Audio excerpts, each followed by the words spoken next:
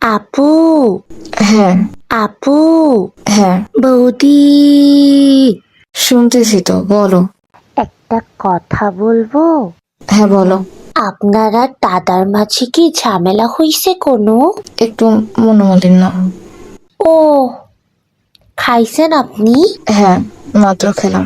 এই মেয়ে, তুমি খেয়ে দিয়ে বসে আছো আর আমার ভাইটা কত রাত থেকে কিচ্ছু খায়নি।